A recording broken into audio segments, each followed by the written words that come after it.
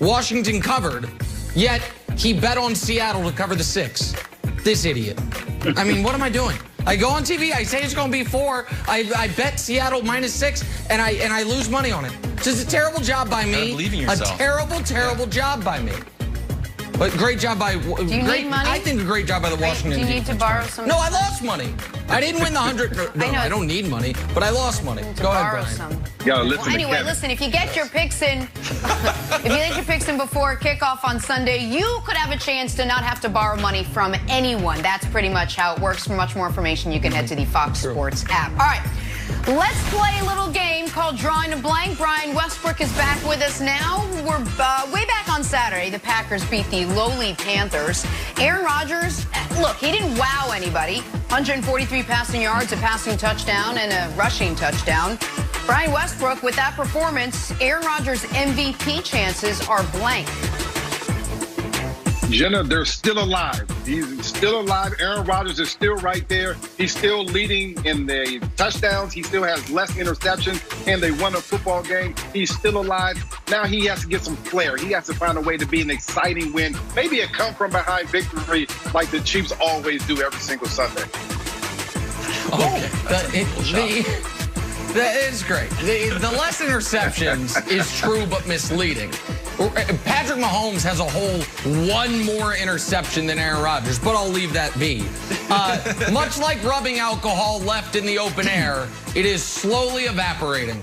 It's like, hey, it used to be there, and now there's less and less and less. You can't have 140 yards against the Panthers defense and still be in this conversation, not after what Patrick Mahomes just did to the Saints defense, which had been the best defense in the league for a month and a half. So it's not down to 0, but it's slowly evaporating, Wilds. Any liquid left out in the open air. You could have just, water or orange juice. You could have said anything there. They evaporate at different rates, Wilds. That's why I said slowly. Okay. Everything evaporates at a different rate. Good morning, everybody. Look it up, sir. Let's look. Yeah, you know what? Yeah. That's coming up next. Evaporation rates of different liquids. Hey, I went with a theory that bronze is better than silver. I think this is a theory. I think I read this before. It's like you'd rather get the bronze medal because the bronze medalist is like, hey, look at me on the medal stand. And the silver medalist is like, I should have won the gold. So the bronze medalist in all this, who's the big winner, is Josh Allen, who he got off the plane and people start chanting MVP. And he's obviously not, but it's such a better situation. It happens in basketball all the time. Like Dame will be at the free throw line and be like, MVP. You're like, wow, Dame should be MVP. And everyone's like, well, obviously he shouldn't. But it's nice for him. So here's the audio.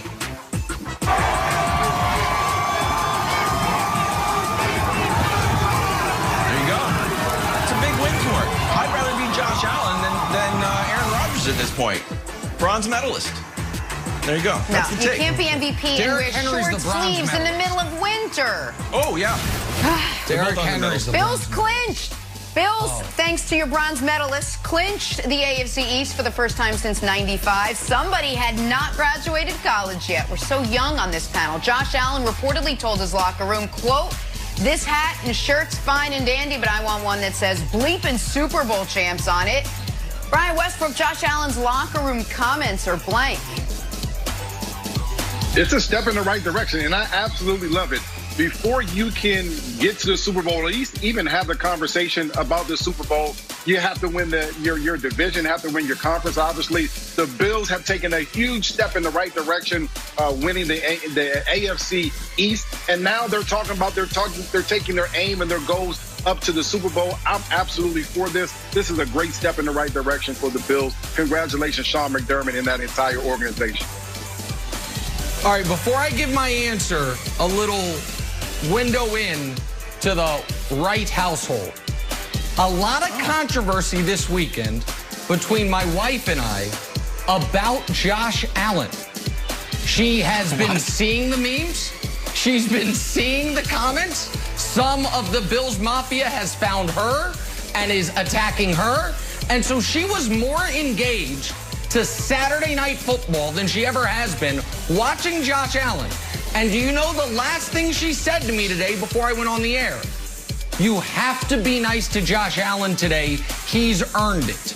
So, with that in mind, Josh Allen saying he wants a Super Bowl champ shirt is obtainable internationally, like in Estonia or Latvia, where they send out those shirts for the teams that flamed out. You know, they make them ahead of time, and it's like, oh, look, the Buffalo Bills won 4 Super Bowls in the 90s. No, they didn't, but certain countries, that's the shirts they get. It'll be like that this year again. There will be a segment of the world's population that really believes this happened, and if Josh Allen travels there, he probably can get some. But if he stays stateside, AFC East champion's the best T-shirt he's getting this year.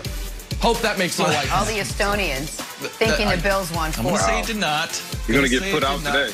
I would say settle down Josh Allen. The reason why everyone was at the airport, because he haven't won the AFC East title since 1995. That was Patriots territory. And 1995 was so long ago. It's my favorite thing to me. Like Brad Pitt was named sexiest man alive. And like, what?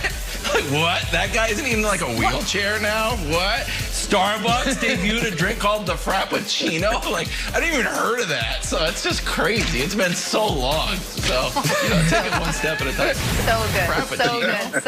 So good. Jalen Hurts with another great performance as the Eagles came oh so close to beating the Cardinals. Reports surfacing afterwards, Carson Wentz wants to be traded if he's the backup on this team next season, which at this point seems awfully likely. All right, Brian, you spent 8 seasons with the Eagles. You know this team. Wentz wanting out is blank. You know, Jenna, I thought this was one of the more selfish things that I heard all weekend long, and I actually heard this report before the game. And here's the thing. This is Jalen Hurts' second start. Before the game, Carson Wentz, these comments came out. Jalen Hurts has started 1 game in the NFL. Now, think if you're on that football team and have played with Carson Wentz all season long, where he struggled through 12 games. You supported him. You haven't called him out. You haven't said any bad things about him. And as soon as things don't go his way, as far as a starting quarterback job, because he hasn't played well, now he wants out. This is completely selfish. I'm surprised that Carson Wentz, who I really respect as a person, wouldn't even say something like this. He's not thinking about his team. He's only thinking about himself. I'm going to the Wayback Machine here, Brian, and I'm agreeing with you. It's Santa Laquito vindication. You might say Santa Laquito. Joseph Santa Laquito, to be exact. He's the writer for the Philly Voice. 2 years ago, he was on this story, and Philly killed him for it, saying Carson Wentz was selfish, was a me guy, wasn't that well-liked in the locker room, and everyone in Philly, I shouldn't say everyone, a lot of people in Philly annihilated him for it. He's just been sitting there for the last 2 years saying eventually everyone's going to come around. It might have taken a while. Support your local alternative newspaper. That's one take. And the other one is, good job, Joseph Santa Laquito and the Philly Voice. I remembered. I hope everyone else did as well. He had this story 2 years ago. Great. Look, can I tell you something? Can I just be the voice of reason? What do you want the guy to say? I want Truth Hurts, and I know it's a pun, but I don't mean to do Truth Hurts. Just kind of came out. What do you I want to ride the bench.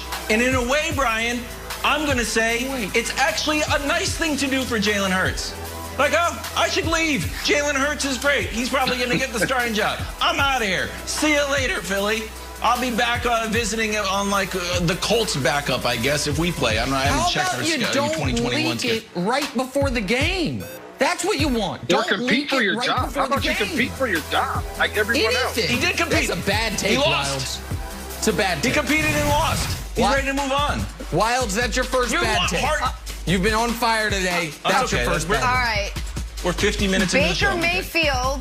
Baker and the Browns beat the Giants last night, earning not only their first 10-win season since 2007, but a little RESPCT from ME over here. Baker with another good game. Brian, Baker's performance last night was blank. Baker's performance last night was playoff-esque. This is exactly how Baker is going to need to play when he gets into the playoffs. He was efficient. He was accurate. He was making good decisions with the football. He didn't turn the ball over. This is exactly the type of football that Baker Mayfield needs to play if the Browns want to win in the playoffs. Oh, I'm sorry. It's just, it's boring at this point. It's what do you expect? What do you expect other than Baker Mayfield to go out there and ball, not throw picks, put his team in a position to win? They're 5-1 since Halloween. He's thrown 1 pick since then. In the last month, he's averaging 300 yards per game. And so this is, at this point, it's par for the course. And it's as predictable as Jenna somehow misspelling respect was, which, check your DVRs, she did in fact do. No, I didn't. There's two E's in that word. You did. You did. In your defense, Jenna, that is not a word that is famously spelled out letter by letter.